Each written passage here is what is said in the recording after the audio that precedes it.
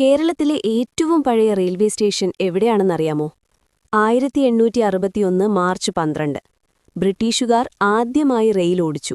Tirur railway station. Beypore മുതൽ തിരൂർ വരെ 30 kilometre മാത്രം. പക്ഷേ അത് കേരളത്തിന്റെ ചരിത്രം മാറ്റിയ പാതയായിരുന്നു. മലബാറിനെ ഇന്ത്യയുടെ മറ്റു ഭാഗങ്ങളുമായി ബന്ധിപ്പിച്ച ആദ്യ റെയിൽവേ ലൈനാണിത്. പക്ഷേ തിരൂർ സ്റ്റേഷന്റെ ചരിത്രത്തിൽ ഒരു വേദനയുള്ള അധ്യായവുമുണ്ട്. 1921 മലബാർ കലാപകാലം. ബ്രിട്ടീഷുകാർ അറസ്റ്റ് ചെയ്ത 100-ലധികം ആളുകളെ ഒരു അടച്ച ചരക്കുവണ്ടിയിൽ കയറ്റി അയച്ചു.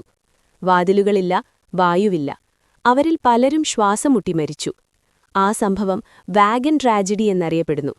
ഇന്ന് തിരൂർ സ്റ്റേഷൻ ഒരു സാധാരണ റെയിൽവേ സ്റ്റേഷൻ മാത്രമല്ല, അത് കേരളത്തിന്റെ ആദ്യ റെയിൽപാതയും സ്വാതന്ത്ര്യ സമരത്തിന്റെ ഒരു നിശബ്ദ സാക്ഷിയുമാണ്. ഇത്തരം ചരിത്രങ്ങൾ അറിയാൻ ഫോളോ ചെയ്യൂ.